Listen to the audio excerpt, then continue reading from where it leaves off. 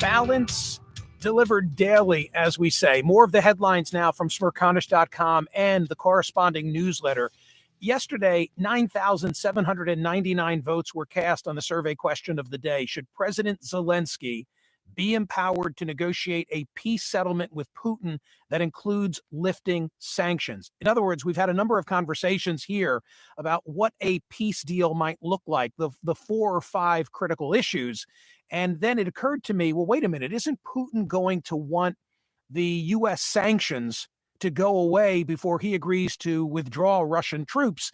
And are we as Americans prepared to empower Zelensky to cut that kind of a deal that would involve our government and our perspective and our sanctions? Well, 75.24% of the nearly 10,000 who voted said no. We are not cool with giving Zelensky the ability to conduct that negotiation on the part of the United States. Today, and we had a great conversation about this in the first hour of the program, do the left and right share equal responsibility for the creation of cancel culture? The New York Times had an editorial. It first went up electronically on Friday, then it was printed in the Sunday edition. The final paragraph of the editorial is one on which I think we can all agree. Free speech is predicated on mutual respect, that of people for one another and of a government for the people it serves. Every day in communities across the country, Americans must speak to one another freely to refine and improve the elements of our social contract. What do we owe the most vulnerable in our neighborhoods? What conduct should we expect from public servants? What ideas are so essential to understanding American democracy that they should be taught in schools? When public discourse in America is narrowed, it becomes harder to answer these and the many other urgent questions we face as a society. Essentially saying, at the conclusion of a 2,500-word editorial, when we're constantly shutting one another down, we're not solving any problems. And I can tell you that the voting is intense on my website, and so too the social media comments of people wanting to say, hey, it's not the conservatives, it's the progressives, or it's not the progressives, it's the conservatives, it's them, which I guess makes a point, although what point it makes, I'm TC not quite sure. Well, a lot of people are voting now. I mean, now we have over 6,000 votes, but still people think it's both, it's both people that are at fault, both the left and the right. So we'll see how it ends up, and I'll report back tomorrow. Great. I also wanted to bring up, TC? What's that? What do you got? I wanted to bring up, because you started the program asking me about minks, which I just don't know what I want to talk about that one. But also Servant of the People, the Zelensky TV show. You have a great piece from the Washington Post in today's newsletter by Ashley Fetters-Malloy talking about what Zelensky's TV show reveals about him and Ukraine. And these are some of the things that you talked about to start today's program. She says Ukrainians learn to expect corruption and excess from government officials. She says Zelensky's character is elected to be a reformer, which may have influenced his real life voters. I found that interesting. And even before the war, Ukraine had a complicated relationship with Russia. So you have to watch this. Servant of the People is available for me on Netflix. I assume that's how most everybody else is getting it. Last week, I was recommending Bad Vegan. And people are responding and saying, thanks for the tip. That's a really fascinating show. But here, when so much of our conversation is about Ukrainian President Zelensky, and we regarded him before all this, not as a war hero, not as this inspirational figure, but what did we know about Zelensky? We knew that he was the guy who was on the telephone with President Trump when Trump was holding him hostage to say, go investigate the Bidens before I'll release the money that you've been promised by the Congress for protecting yourself against Putin. And of course, that led to impeachment process 1. And if you knew anything else about President Zelensky, you knew that he was a former comedian and actor. Well, I never fully appreciated until I watched this TV show that the television program that made him a star and paved the way for him to become the president of Ukraine was a television program in which he's an obscure, I think it's high school teacher. I've watched the first episode, and he has a viral moment. In his viral moment, he's speaking to a colleague and he's complaining all about the ruling class, the politicians in Ukraine. There's a student surreptitiously recording it. This is the whole premise of the TV show. It goes viral. The students then, through crowdsource, raise money. They elevate him to presidential candidate. He's elected president. He's still living with his parents. He's a young teacher. And now he's plucked from obscurity. If you remember the movie Being There, Chauncey Gardner, same kind of a premise. But as soon as he ascends to the presidency, all the trappings of the office surround him. So, for example, family members and friends are all asking him to do favors.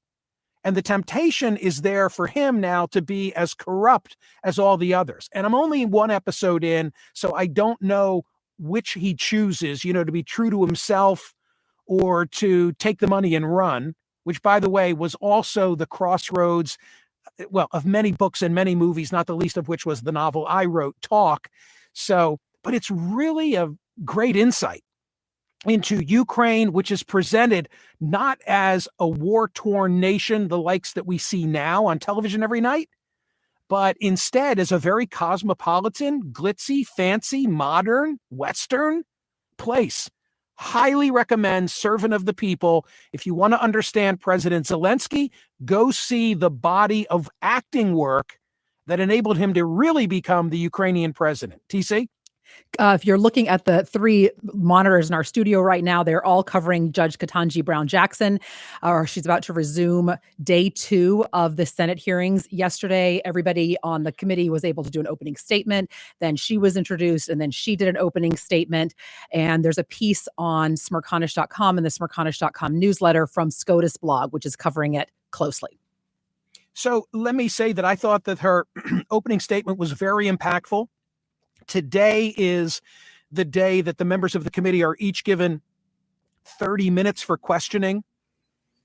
I can remember being present for a Senate Judiciary Committee confirmation hearing. It may have been, I'm trying to think of who it was. It was when Arlen Specter was the chair of the Senate Judiciary Committee. And I remember Joe Biden. I was in the room for this. And I remember when Joe Biden was handed his 30 minutes for questioning, the then senator from Delaware, who himself had been a past chair of the Judiciary Committee, used all of his 30 minutes to make a statement and literally ask no questions. It's become that kind of a thing where instead of there being real intellectual give and take, it's grandstanding by the members of the committee. And it's a great committee to be on. And you've got some real Republican firebrands, but don't hold your breath. If you're looking for a real insight into how Judge Jackson would comport herself, this is her 3rd go-round.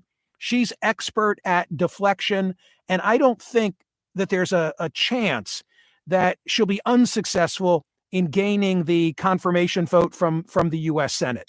Headline from CNN encompasses possibly the worst video I can even imagine, and that is no survivors found after China's worst air disaster in more than a decade, state media says. I assume, Michael, that you've seen the video that I'm talking about. It's hard not to see it. And of course, what I first wanted to know yesterday was it the MAX? I hope I'm saying the plane name correctly. Is it the same plane that has plagued Boeing in the last couple of years? And it's not. Right. It's been described as a different model, a workhorse. I think there are 4,000 of these that are in circulation. So important that you get to the bottom of it. And by the way, just to go back to where I began in talking about Russian misinformation, disinformation, this is China. And you hope that we're going to get the straight scoop from the Chinese. I mean, I've got visions of Wuhan in my head and how they just weren't forthcoming about what really went on with the origin of COVID. And I hope that they're candid in this case because, the worldwide airline industry needs to know what caused this horrible catastrophe. We also in Philadelphia had a terrible situation yesterday where 2 Pennsylvania state troopers and a civilian were killed in a car crash on I-95. So, that thoroughfare that extends all the way from Maine to Florida comes through Philadelphia. And if you come through Philadelphia, in Center City, Philadelphia, as we call it, you will pass Lincoln Financial Field. You'll butt right up against Lincoln Financial Field, which is where the Eagles play. So apparently in that vicinity of I-95, the troopers were called to respond to someone walking in traffic. And some of the facts are not yet known, but as they're dealing with this situation, along comes a car that then mows over both of the troopers and the person who had been walking in traffic. It's just a god-awful situation. And I read, TC, that one of the deceased troopers, correct me if I'm wrong in this, has an expectant wife. Yeah, they're due with their so first a child is going to be born. Yeah, in July. Child is going to be born this summer that he will never get to meet. It is just terrible. Both very young, 29 and 32, I think. The troopers, no word on the age or identity of the civilian who was also killed. Worse details upon worse details. They're now looking at the young woman who was driving the car that killed the three. She's in custody, and they're investigating it as a DUI situation, but there's no word yet, no charges yet. So yeah, that one is a to be continued, and it's just awful. How about the AP News headline? Eric ex-wife accuses top Missouri GOP Senate candidate of abuse. This is the Eric Greitens story. Listen, this is really significant because I talk so much about the Senate races and how balance of power in the United States Senate could be determined by 1 or 2 seats. Eric Greitens is a former Navy SEAL. Eric Greitens, when he had left the military service and now was in public service and wrote a book, The Heart and the Fist. Was it The Heart and the Fist? He came in studio. And I remember a couple of things about Eric Greitens. He was so impressive to meet at that time. And he was also, as many Navy SEALs have surprised, he was not big in stature, but he had a charisma to him. For sure. And so, there went his political career, and then came the allegations of, what was she, a hairstylist that he knew, and she was tied up in his basement, and he said it's consensual, and she said it wasn't consensual. Now the story is, the wife claims that she was a victim of his abuse. And Missouri is very, very important. And what happens in that Senate contest, as I say about Pennsylvania, as I say about Ohio, could determine control of the entire United States Senate. In your 60 musings, Michael, that you did for your 60th birthday, one of the 60 was bid in a live auction. You said, if you can, doesn't matter. It doesn't have to be a big auction. It could be a small auction, bid in a live auction.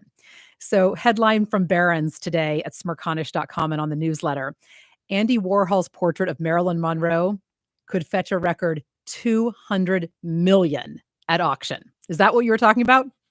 No, I will not be bidding on the Warhol. Although last weekend I did go with my mother to an art exhibition. Oh, I saw that on Instagram.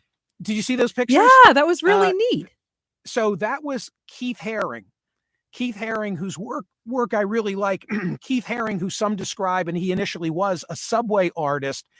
I was a little bit uncomfortable in taking Mom. By the way, a little shout out to the Michener Museum in the town in which I was born and raised. Fabulous, fabulous art museum. I have something else that I want to put on Instagram from the Michener today, as a matter of fact. But he painted in a very graphic manner. Oh, dear.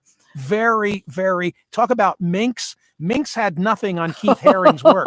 So I very gingerly went into this exhibition with Mom, not knowing what we were going to see, but the work was great and it was beautifully presented. So there you go. If we're talking big money, Michael, we have to go to Mohammed Hadid's Bel Air mega mansion. $50 million mega mansion finally reduced to rubble. You got to follow the planning commission. I guess, finally he the time was up, right? He was cramming twice. How did he ever think he could get away with this? Hubris. And right now, what would have been this enormous footprint on a 1.22 acre, he was going to jam 30,000 square feet of house onto 1.22 acres. And now they shut him down, and it's being torn down, and he has sold the property, I think, for $5 million just for the destruction of what he was erecting. It's going to cost $5 million. Hey, final thing, TC, just to prove that I'm sometimes hip and cool. Yes, I have the Mohammed Hadid story at Smerconish.com. I've also got the story about one of the daughters now being forthcoming about the young teen that she was when she first had a nose job. And it raises a really interesting question as to, like, how young is too young to have cosmetic surgery? We can come back to that one. Okay. You don't want a piece of that, and I understand. Anyway, those are some of the headlines at Smerconish.com today. The newsletter, make sure you're registered, make sure you're subscribing. People really seem to enjoy it. It's free and it's worthy. Back in a moment. Red, white, and blue.